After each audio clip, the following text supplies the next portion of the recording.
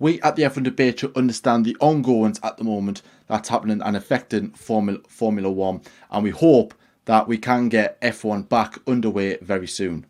Yeah, we would like to hope that everyone stays safe out there with the ongoing effects of the coronavirus. In relation to this video, we are going to avoid this topic at this time.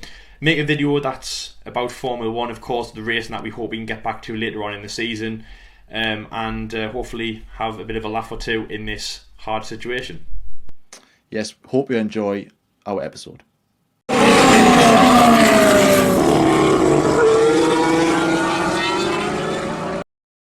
So, at times when there's not really much news doing the rounds in terms of Formula One, because of course we all know what's happening in the world, but we have managed, and I'm talking digging, like a lot of digging, like dig, like the massive giant gator in the middle of the outside my house, just right there.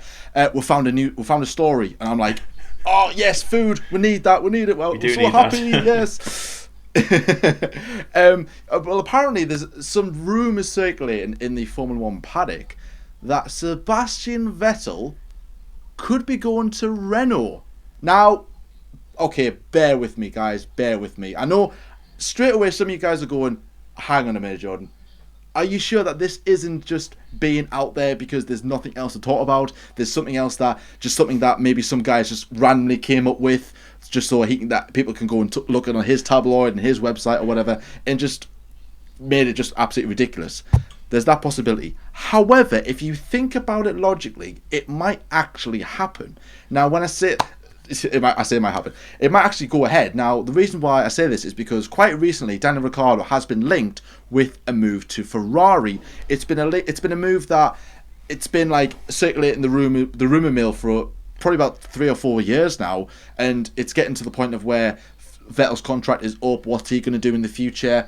And we discussed this a little bit, just briefly. The more Daniel Ricciardo side of things, Renault future and all that, and of course linking him to Ferrari. But now we're going to be looking at the option that Daniel Ricciardo and Sebastian Vettel could be switching places, trading places. Part 3 coming your way very soon, guys. Trading places part 3. That Vettel could be going to Renault, and Daniel Ricciardo could be going to Ferrari.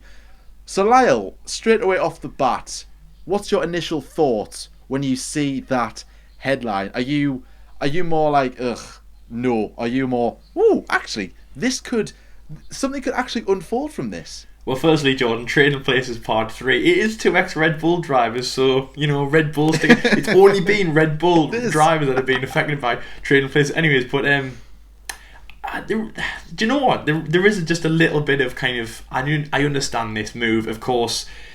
I don't know whether to say it's more so Sebastian or it's more so Daniel Ricciardo. I mean, touching on the Sebastian side, of course, contract of Ferrari is coming to an end.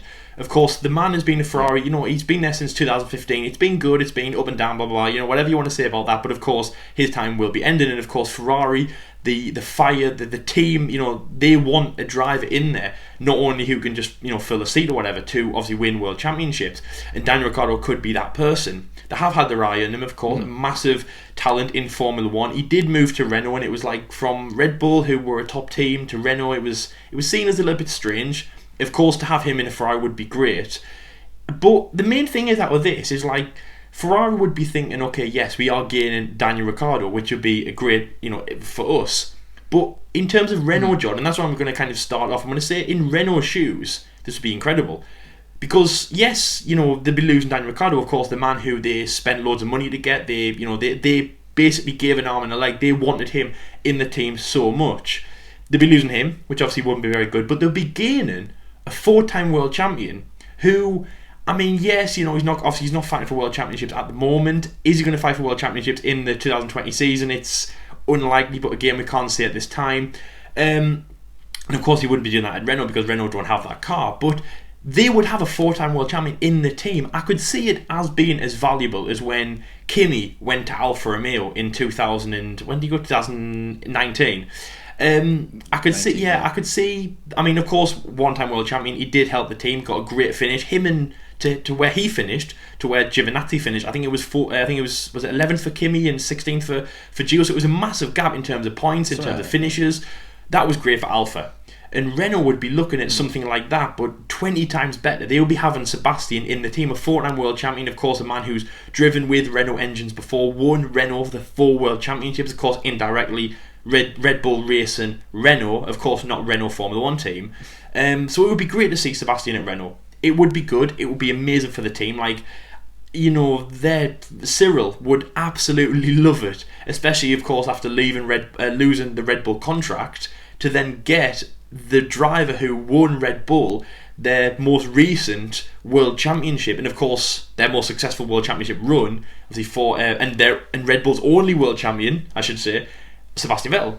Yep. It would be great for Renault to have Seb. Will it happen? We don't know. We'll obviously elaborate that a little bit more. I mean, Daniel to Ferrari, Jordan, of course, that would be absolutely incredible. So I hand the baton to you, of course. In the episode we did last week, it was hard to see it on my perspective. Of course, Daniel Ricciardo, the man who I still believe there's a chance he shouldn't have left Red Bull. Of course, I don't fully understand that why, but obviously we're not going to talk about that because we already did that with, of course, our guest of last week. Go and check that out if you haven't already. So we talked about that already. I'm not going to go into Red Bull, but I don't think he should have gone to Renault from this team, a top team. Going back to a top team would be great for him, but I can't see Ferrari working out. So what's your views about that? And of course, for that to happen, would it be Sebastian Vettel he switches with? How good would it be for Seb to go to Renault, of course, a team who he's kind of, as I say, indirectly worked with before? And is this a way forward for him? Obviously, Daniel Ricciardo improving his career, going to Ferrari, and of course Sebastian kind of going to the end, because just again, like with Kimi, he was seen as kind of like a sunset year change to go to Alfa Romeo. Would this be kind of like a sunset thing for Sebastian to do, to go to a team to help it? Obviously help his teammate, you know, Esteban Ocon, for example, and of course help the team get better results, and of course himself. I mean, like Kimi, he had a good season at Alfa Romeo, looking like 2 good seasons. Sebastian could have more of a relaxed season because there's less pressure on his shoulders. I mean, what do you think? Obviously, Daniel going to Ferrari, do you think this is a plausible idea, or do you believe that, obviously, as you just said, it's just a stupid idea that we found in the middle of the ground? Yeah, part of me says it kind of is, I think, but like I said at the start, if you think about it, if you do think about it, it actually isn't that ridiculous, even though it kind of sounds ridiculous, if that makes any sense. It's a bit of a weird one, but this is all we can come up with, guys. But Renault, obviously, Vettel has them links with Renault in a slight kind of way, because Renault powered Red Bull, like you mentioned earlier there, Lyle, and of course those connections there could influence that, I suppose. I really don't know. But in my opinion, I don't think Renault will be a top team come 21. So if Vettel wants to kind of see out his years, then maybe Renault is an alright place to go. I've said this before. I don't know if I've said this in episodes. I've said that when Vettel, I know Vettel's rumoured to be going to McLaren in 21. That's another rumour that's resurfaced all of a sudden. That was back last year, I think, at some point. Then it's resurfaced again. So, and I said that if Vettel does go to, let's say, a Red Bull, a McLaren, a Renault, a Toro Rosso, AlphaTauri, there we go, first one of the season, an AlphaTauri, or a midfield team for that instance, you will see a better Seb than what you're seeing at Ferrari, because there's no pressure on him. Now, when pressure seems to come to Seb, he doesn't deal with it that well. We've seen him spin off, we've seen him crash, we've seen him make some silly mistakes. And that it's kind of hindering Seb at Ferrari a little bit, and he's got to the point of where he's went from this driver that was boring Formula 1 by winning all the time to becoming this almost a joke and a meme of a guy. And some people love that side of Vettel whenever he spins and tests, and it's Vettel spun again. But then some people who are like, no, do you know what this guy's achieved in such a short space of time at Red Bull? Of course, the move to Ferrari hasn't worked out to what Seb would have liked to. Surely he would have expected at least one world championship, but now sitting at his home wherever he lives now, somewhere in Germany perhaps, Geneva, I think. Geneva, Switzerland, I think. Yeah, or Geneva.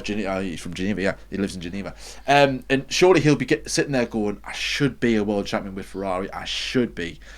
2020 for me is his last option to win a world championship, perhaps, and maybe go off into the sunset. A team like I wouldn't have seen him at Renault. I've always had him going back to Red Bull, but I know, Lyle, for instance, you've said a couple of times maybe him going to Alfa Romeo is an option as well, which again could work into some sense, that links with Ferrari and stuff like that. But concentrating on the Renault side of things, Renault would be gaining a very good driver. Sebastian Vettel is not a terrible driver. I know there are some new fans just coming into the sport thinking Seb is this, oh, he's terrible, get him out of Ferrari, put Schumacher in the car, and it's like, what? No, I would choose Vettel over Schumacher any day of the week at this moment in time. And Vettel, he's still got a lot. He's still got a lot to give. He really, really does. Seb has got one world championship in him. Like I said, he should be at least a world champion with Ferrari by now. Of course, some of it is down to Seb, some of it is down to Ferrari as to why he's not. Mercedes doing very well, so yeah, I mean, there's reasons behind it, but that doesn't mean Seb is a bad driver. So let's say, for instance, he does go to Renault. What's Sebastian going to get out of this? Well, it'll depend where Renault are in the pecking order. They could be at the front, they could be in the midfield, and they could be at the back, or they might not be here at all. And this could be just whatever. But let's say, for instance, he does. I think, like I said before, Renault won't be a top team. They'll be a mediocre midfield team. Vettel will be there for a couple of years at least. He'll pull out some really good results, and then people will go, you know what? We are seeing the old Sebastian Vettel, that fighting guy that we saw at Red Bull, the very aggressive type, the one that would go for those daring moves, the one that would put it on the line when it really mattered, and then he'll just get some really good points, hopefully push Renault to a good point, and then set off into the sunset and leave Formula One altogether. But that's just hindsight. That's just in the imagination at the moment like that. But on the flip side, if you look at if Ricciardo goes to Ferrari, I think Ferrari are getting again another really good driver, a seat filler definitely. I think the next move is pivotal because I think the next driver is either going to be a youngster, like they'll keep Vettel for another year or two, then put a brand new driver in there, or they'll sign someone totally different. Ricciardo for this instance. Ricciardo will be there for a couple of years, and then give him another seat. But one of the things that we did talk about in last week's episode was does Ricciardo really want to go to Ferrari? Now, of course, it's in glaring lights and everything, in bright lights. Go to Ferrari, it's the dream in Formula One. It's what everybody wants to do, apart from win the World Championship. You want to drive for Ferrari, of course you do. But if Ricciardo goes to Ferrari, he's going to have Charles as his teammate. Now, one of the reasons why he left Red Bull was to get out of Max's shadow. He didn't want to be number 2 to Max. He could have fought for his position, but at a team like Red Bull, it's very difficult. But if he goes to Ferrari, he's in that same predicament because Charles has got that really big contract behind his back. So he's going to be no better off as to what he was at Red Bull. But saying that, now if you gave Ricciardo the option, do you want to play number two at Ferrari or number 1 at Renault? I'm certain he would go number 2 at Ferrari because at least he's going to be at the front, podiums, race wins perhaps. That's where he wants to be.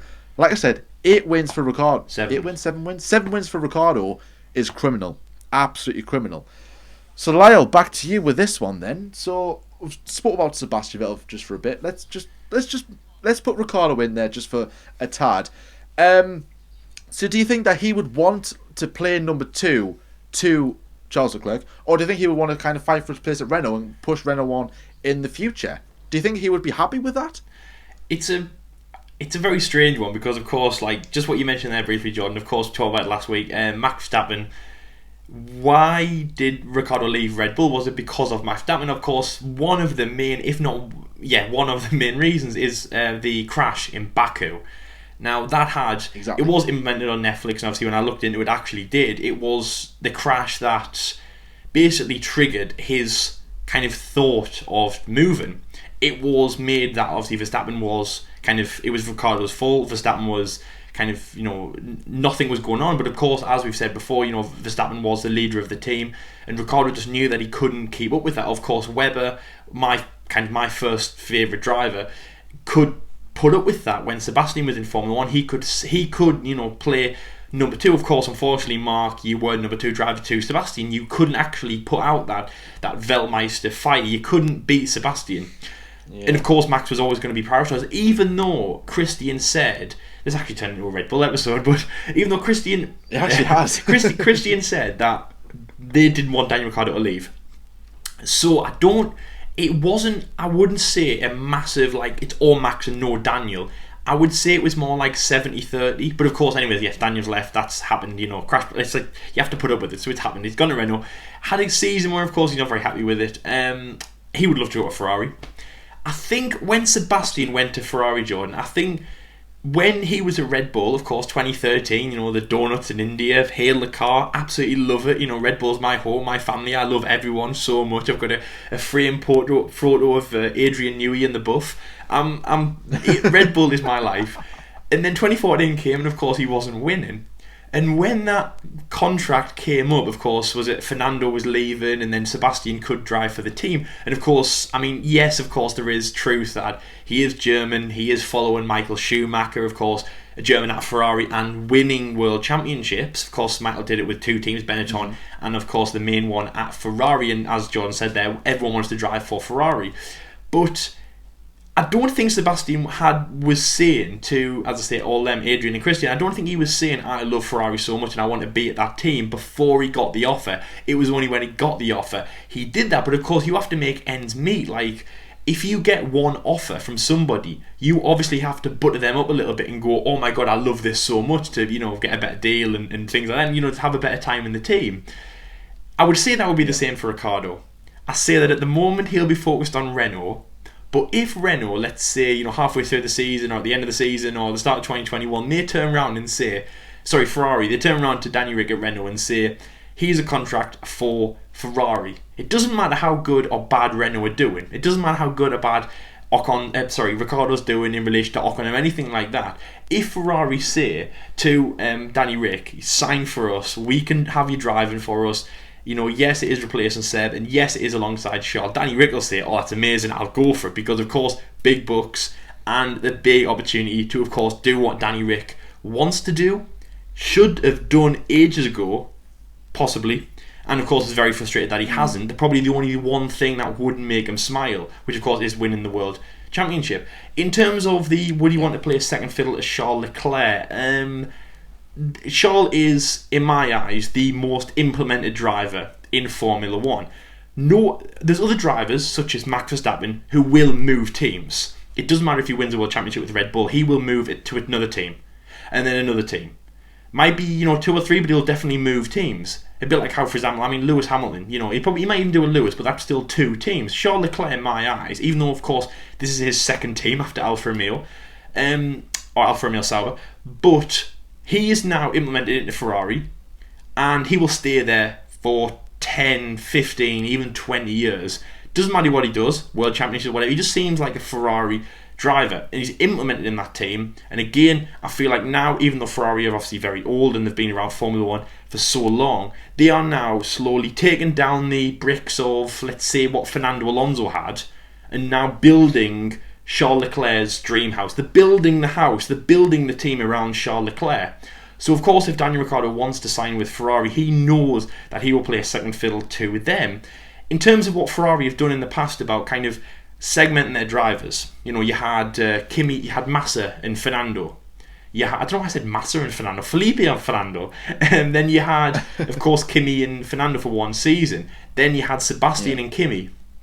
Those drivers, I would say, it was pretty fair. Even Fernando and Felipe, apart from, of course, Germany 2010, it was pretty fair. There was no team orders, apart from Germany 2010, of course. Everyone was quite fair. Like Fernando won a few, Felipe won a few.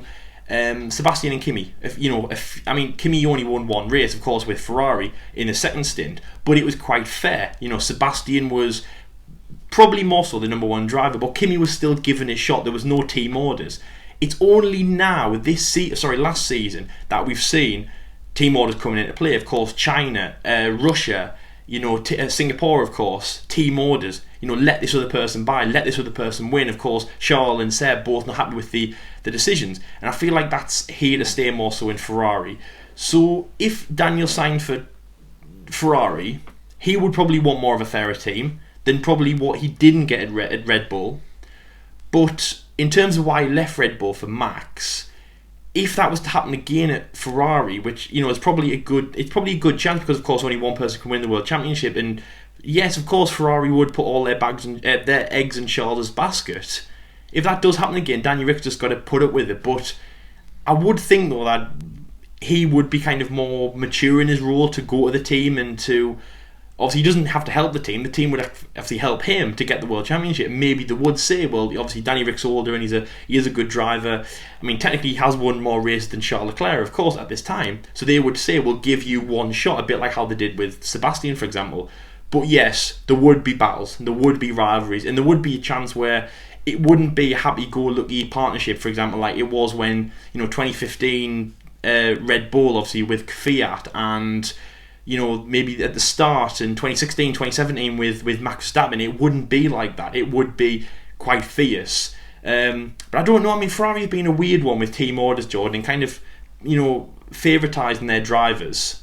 So, I mean, what do you think? And also, what do you think about that comment? So, of course, from 2010, Fernando and Felipe and all that, it was quite calm. And apart from Germany 2010, of course, it was quite calm, wasn't it? It was quite, both sides of the garage, both were like 50-50. But last year we saw Ferrari getting a bit more team ordery. And do you think that would happen more with Charles in the team, even if he kept Seb as a teammate? And of course, if Danny Rick came in the team, do you think that would still be there? The team rivalry and the team orders like they were last year. And of course, how do you think Danny Rick would cope with that? Well, firstly, I think Ferrari's always been a team that have always had team orders in at some point, like we've seen that quite a few times in the Barrichello-Schumacher era, and of course we've seen that more than once with the Alonso-Massa era, and now we're starting to see it with a bit between the Charles and Seb era, but I don't think it'll get as drastic as that as what we've seen in the past.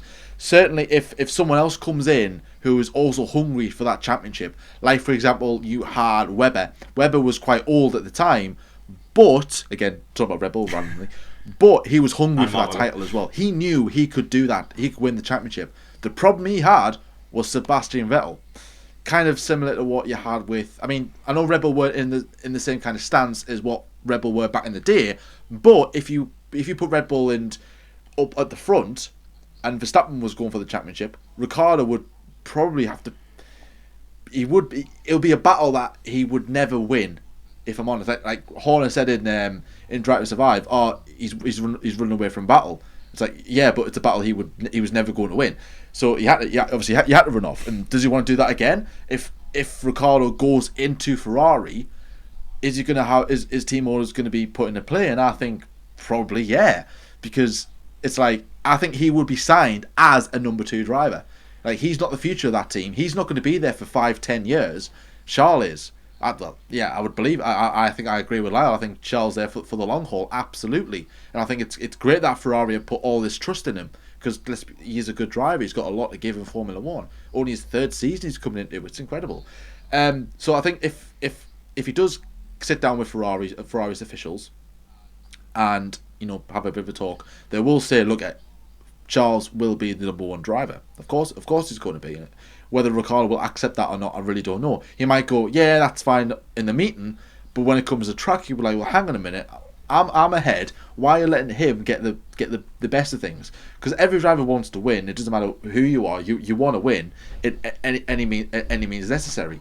And Ricciardo is like that, and that's why I believe Ricciardo will never be world champion. And again, it'll be criminal. It will be criminal because, like I said, if he goes to Ferrari, if he beats Charles fair and square, and I think that'll be quite a juicy battle, then he might have a shout. But for me, Charles is no pushover. I know we look at him and go, "Oh, good old Charles! Look at him, how cute he is! Oh, nice and smiling." Do we? Really? I think he bites. Charles will bite. He'll attack you. He's like, "Oh, look at the cute dog." When he's eating, don't come up behind him because he will bite. Yes, exactly. Just be very. If you do see Charles out in the wild, we see here a wild Charles Leclerc. Just be very, very careful. That wasn't too bad. That if you're a David Attenborough impression. Thank you. And the Golden Globe goes too. Rate out of 10, guys. My David Attenborough impression. Yeah, very good. Anyway, so I think Charles will bite back absolutely, and I think that battle could be very, very interesting. But if Ricciardo was offered the chance to be number 2 at Ferrari, he would take it. He would absolutely take it. When he left Red Bull, he was banking on Renault to be where they were in 2018, maybe a bit higher than where they finished. He believed in the project. Now he's looking at it going, I should have stayed at Red Bull. I should have stayed at Red Bull. And is he thinking that? He has to be. I don't care what tabloids say, what he's saying in interviews. Well, I think it was a good move, and I believe in the project. Daniel, be quiet. You regret it. You thought it was going to be podiums and challenging for regular appearances in Q3 and point scoring every single race. Come on. Would you want to play? No one wants to play number 2, but no one wants to play it in the position where he's at a Renault. He took a risk and it's not paying off at this moment in time. However, like I said last week, is it a failure? At the moment, no. We'll have to see what happens in the future. But of course, if he does go to Ferrari, then yes, it was a complete failure. He was there for 2 seasons and it didn't work. So yeah, in my opinion, it'll be a failure should he leave. But it's going to get really, it is going to get really, really juicy. So, Lyle, I've got a question. This might take a while, so let's call this like the last kind of question for the episode, all right? So, you are Ferrari executives, okay? You've got a choice between 2 drivers, okay? You've got Daniel Ricciardo at Renault. You know what he's like. He's a quick driver, one of the best in the grid, one of the last of the late breakers and all that. Smiley, happy face. He'll be brilliant for PR. But he wouldn't really fit around Ferrari's kind of serious approach to things. Sebastian, a 4-time world champion, he's been there before. He knows the team inside out. He's not as bubbly as Ricciardo. He's more ideal to Ferrari, molded to Ferrari. So would you choose Ricciardo to be in that number 2 seat alongside Charles, or would you keep Sebastian Vettel? Right. Well, you've said it's a long one, so I'm not just going to say one word. Daniel. There we go. Let's go home. No. I mean, it is a hard one, yes. So, Sebastian Vettel. He's a good driver at Red Bull. Of course, at Ferrari. Firstly, of course, Jordan, anyone who's watching this and, doesn't really understand what Sebastian is about, it's just a different point in his career. He's never been the same since he left Red Bull. And that's not, I wouldn't really say that's anything to do with anything. I mean, the car's been good at a Ferrari, probably. It hasn't been as good as the Renault, as the Red Bull, because it was so dominant, obviously, in that era. But Sebastian is just different. I mean, people aren't the same. I mean, like, was I as as good at sport in 2017 as I was in 2018? And then when I was as good as 2018 was as in 2019. Everyone changes. It's like the same athletes in all your football teams. And Newcastle United, were they the same now as they were a few years ago? Yes, they were. Not very good. But so Sebastian is still a very good driver, of course, and a very good commodity to Ferrari, of course, again, towards the end of his contract. Say 2021, of course, the next full season.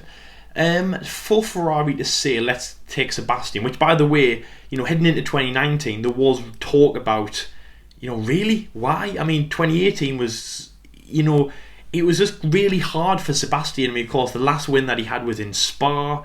It was an alright season. Of course, the major thing that happened in 2018 was, of course, his crash at the German Grand Prix, which me and John did an episode about, obviously back in the German Grand Prix last year, and we said, it has to be one of the most heartbreaking and one of the most kind of, mentally destructive things. I mean, you think about it, you've crashed it. He's never won his home race. He's won the German Grand Prix, but of course never at Hockenheim, the closest track to actually where he's from, because he was from a town that's only something like 20 kilometres away. So he was about to win the race, and of course he was leading the World Championship. Then he crashes out. Massive thing. Definitely the biggest thing in 2018. And what we all turned to with Sebastian Vettel, is he going to be re-signed in 2019 with all the talent coming through the ranks, with all the people that in Formula 2, and was he just going to be able to stop Lewis and Mercedes? And we were all shocked when he got re-signed. I mean, I was on the fence because I was like, there's no one really to replace him if there was anyone lined up. So if we were in this position where Ferrari knew that Ricciardo was going to leave Red Bull, there's a possibility they could have looked there, but I don't know. It's again 2019. It was a hard year for Sebastian. his first win came in Singapore, but obviously his first win came in a way that Ferrari kind of wrote it down. Like said, okay, Charles Leclerc, you've watched. Don't know why they would say Charles Leclerc. They'd probably just say, right, Charles Leclerc, Mr. Charles Leclerc from Monaco. No, but they almost wrote it down, Jordan. They said to Charles, obviously, Charles won in Belgium, and he's won in Italy. You've had 2 back-to-back wins. You've had 3 pole positions on the bounce. Tell you what, let's give Sebastian a bit of a win. And it was a bit like a primary school sports day. It was like, come on, you can get a medal as too. You can get the win. And that's what gets me about Sebastian. It took longer than a year, and it might not have been a race that he fully deserved to win. So he's definitely coming to the end of Ferrari. Now that if Ricciardo comes out and says, I'm available, take me, somebody take me, there's a possibility that Ferrari could look there. And if I was in Ferrari's position, Jordan, I would sign Ricciardo. Ooh. I really, really would. Of course, Sebastian, incredible driver, really, really like him. I loved him at Red Bull, of course, my first team. Obviously, he's Webber's teammate, like Webber more than Sebastian, but I like Sebastian. He was winning for the team, of course, like how I do for Max, he's winning for my team. So I do like Sebastian, and I think he's had a good career at Ferrari. When that comes to an end, the end of the 2020 season, yes, Sebastian leaves on top, on good terms. We get in Ricciardo, and we have a few good, juicy seasons with Ricciardo where, unfortunately, I do agree with Jordan. And I mean the unfortunate bit as in I don't agree with Jordan very much, and I hate to do it again. It's not Jordan. It's not healthy, guys. No, it's not. No. So... yes, I mean, do you know what? Yes, I do agree. Unfortunately, like other drivers we've seen, like Rubens Barrichello and Felipe Massa, and who else has been in Formula 1 that hasn't won a world championship? Mark Webber, for example, big one, of course. He might not win a world championship, and that's what the really upsetting part is. Daniel Ricciardo might not win a world championship, but of course, if you were on the outside looking in and you say Massa, not a good driver, Rubens, not a good driver, Mark Webber, not a good driver, from the outside looking in, of course, you'll say that because they haven't won a world championship. But look at what they have achieved. Great successful careers, and of course 2 of those 3 drivers have driven for Ferrari, and of course 3 out of 3 have driven for top teams in contention for multiple world championships in their respective years. I think Ricciardo going to Ferrari would be good. He would get many wins, of course. He would get much more than 7. He would be there to help the team in constructor-wise, which obviously Ferrari would absolutely love. But he would be number 2. Charles would be number 1. And if Ferrari are in a position to win the World Championship, of course, it will be Charles Leclerc. And there's no doubt that he will be. Ferrari will love it that he helps the team. But of course, Daniel will not like it because he will of course want to win the World Championship. As Jordan said, everyone wants to win in Formula 1. You don't want it to help your team, you want to win. Your PR voice might say you want to help the team, but of course it's not what you're feeling inside. So yes, Daniel Ricciardo, I would take him, Jordan, but in terms of like what I'm thinking ahead of for him and what is probably going to happen, especially if he does go to Ferrari, is yes, many wins. And yes, we might get to the point where he's fighting it out with Charles Leclerc, or it might be like a 3-way or a 4-way or a 5-way battle with the Red Bulls and the Mercedes drivers. But yes, Charles is the number 1, and Danny Rick probably isn't going to win the World Championship. So yes, Jordan, obviously, same question. You're in Ferrari's boots. Who do you take for the 2021 season? And yeah, why? And obviously, what would you see happening for your driver? Right. Well, firstly, I do like. But when I say that, it sounds like I'm going to eliminate someone on like one of them competition where I go, you know what? Firstly, before I give my vote, used to were really, really good, blah blah blah, and all that rubbish. But yeah, I do like both drivers. I like Vettel because I mean, look at what he's achieved. He's a good driver. He's a nice person off the track. He's a good role model. You know, he turns up at the track, he goes away, keeps his private life to himself. And yeah, he just shuts himself away, and we don't see him again until the next race. I like that about Seb. Ricciardo, what's not to love about Ricciardo? He's smiley, he's bubbly, he makes you laugh no matter what. I mean, look at the thing that they did in testing when the camera guy was like backing off and had all the drivers appear, and there's Ricciardo just in his little smile. He can't help himself. He makes you smile. He's one of a kind. He truly is, and it's no surprise that he's got a really big fan base. I'm a big fan of Ricciardo. I do like him. As a driver, he's good, which helps, because if he was a terrible driver, I'm pretty sure he would get slated for his off-track antics, with his like immaturity, you could say. But he's a good driver. He makes you laugh. What's not to love about him? So I would say that maybe Ferrari aren't a team that would necessarily take risks with that. However, they have in the past.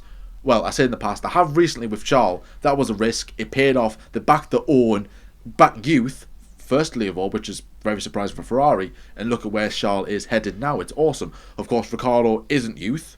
He's 30, 31, I think. He's around that age in his 30s. So youth isn't on his side. So really, it's just a kind of, do you stick with Seb, which they normally would. They normally would stick with the most experienced driver. They kept Kimi for, I believe, a season or two longer than what they hoped for. But I suppose there was no one ready at the time. You could say, maybe.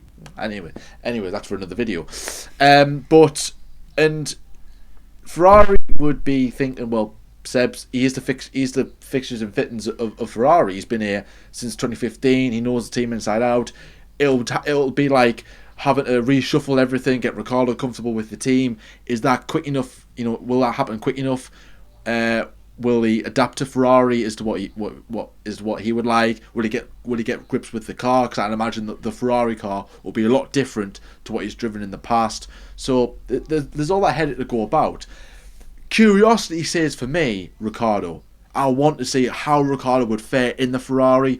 Would his attitude change? Because Maranello, like I said earlier, it's more serious. You don't see them you see them having a laugh and carry on, but not to Ricciardo's extent. Ricciardo's beyond funny, if you know what I mean. And to see him smile in a Ferrari suit like that, it would look weird.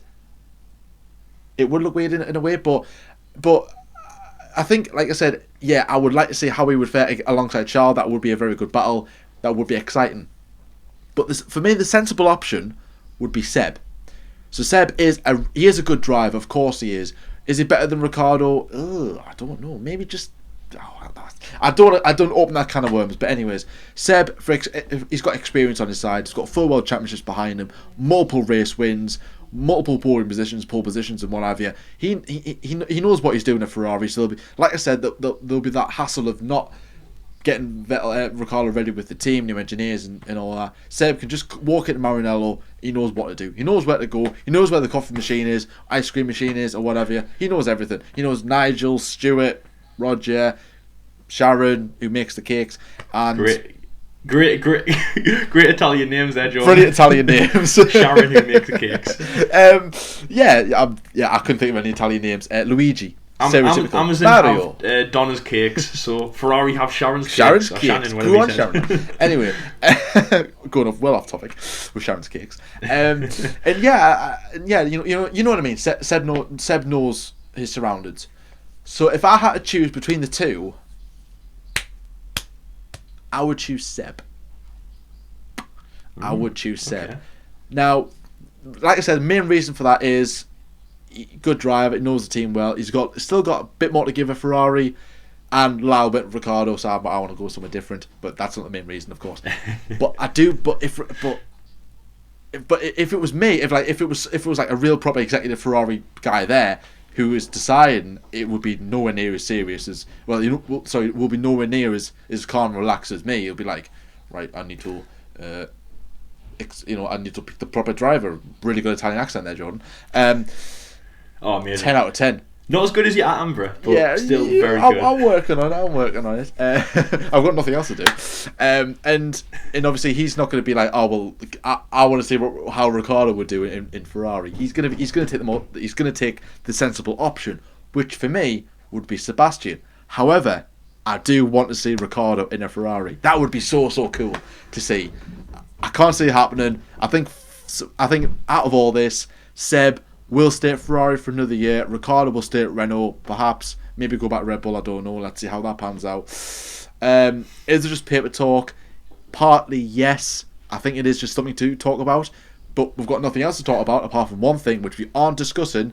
So, may as well make a video about it for you guys. Make yourself smile. And hopefully, you did enjoy our little kind of topics. Yeah. And also, Jordan, I've got one more thing to say. So, obviously, we did a topic on Daniel Ricciardo last week, and I really wanted to say it then, but we're going to talk about it here just quickly, just one final thing before we go. Obviously, you said that Danny Rick, lovely guy, you know, very funny. You can't not love him. And for some guys, especially our newer viewers, might not know this, but in 2017, when we actually went to the Italian Grand Prix, Jordan and myself, we saw Danny Rick do what could have been something that I've never seen a Formula 1 driver do before and would never do that in the future. And just, it was when qualifying was suspended, so of course, rained off, sorry, so obviously everyone was not very happy. And Jordan, do you want to just tell everyone what a certain Danny Rick, obviously in Red Bull overalls at this incredible. time, did for our amusement? It was so funny. So basically, yes, like Lyle said, qualifying was delayed. Not a lot was happening. You could see, we were in the grandstand, so you could obviously see what was going on in the garages. There was drivers sitting about talking to the engineers and what have you. You had the Williams guy playing some Williams, like Massa and his son and the mechanics playing, having a bit of kickabout, you know, just being all relaxed. Ricciardo is talking to the cameraman. He has a go of the camera, wandering about as you do, and then he thinks it's a really good idea to go next door and see how Mercedes are getting along. He goes, not a care in the world. Zoom. Oh, what have they got on this car? And luckily, the Mercedes guy saw the funny side of it because they were creased laughing. Yeah. Comes outside and there he is, stands on the barriers into the crowd, waving and all that. It was brilliant. And if you want to go and see it, go and check out our Saturday vlog from the Italian Grand Prix in 2017. We do capture it. We'll leave a link. It's so funny. Leave a link. I love it. I do love that moment, and that's what I mean. Like, he's just something else, Ricciardo. He really, really is. I love. Well, I mean, that's the thing.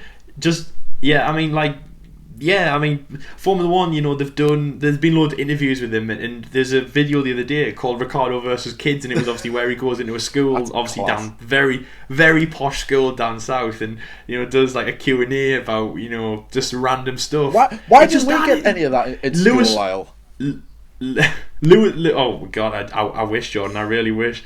I don't think we had any. We would get Anthony Davidson.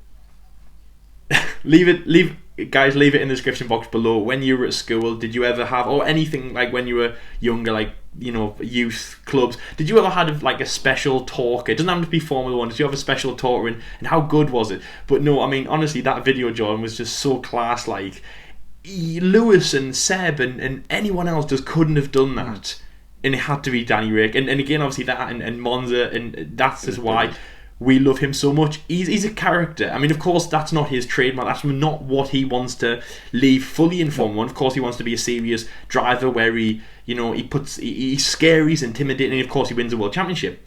But if we can't get that yet, then yes, let's have a bit more of the smile and the funniness and the the McLaren rear wing makes me really husky, and just, you know, Danny Rick being Danny Rick. Pizza. That's what we all love. Pizza. Incredible. Yes, that's what we like. It's your episode, lad. Close out. Oh yeah, I thought. I thought it was yours. Sorry. Yeah. No. So yeah, like I said, there's nothing much to talk about. We'll try to get as best out of this episode as we possibly could. I thought it went pretty well. Of course, I do hope that you guys enjoyed it. I hope it did make you smile. You know, forget about what's going on in the world. We're here for you guys as well. Got some really good content coming up. Yesterday we had Fry the Grid. And I got a really good response for Australia. Bahrain is up. Go and check it out if you haven't already. Yesterday, F1 24/7 News came out as well. That's a really good segment that Lyle did for us. Tomorrow is not the Bahrain Grand Prix review. It is something just a bit better. I would say better. I would just say just a bit better on this. A little bit. F1 Online Decoded. We originally were going to have it at the end of March. We're bringing it forward a week to cover what would be the review, of course, of Bahrain. F1 Online Decoded, our interview series, similar to Beyond the Grid. It's like our own version of it, where we interview different people in the world of Formula One, like online people, you know, like journalists or bloggers, or mainly YouTubers, of course, but, you know, some other people who are known in the community who aren't YouTubers. Episode 1, F1 Fanatics. Mike, he's always been on our channel. He's been on our channel before. He's a nice lad. Go and check out his channel if you haven't already. Check out that video tomorrow. It is a very, very good interview as well. And of course, we've got a lot more to come in the future. But anyways, guys, hope you are doing well. Stay safe as always. And until next time, we'll see you later. See you later, guys.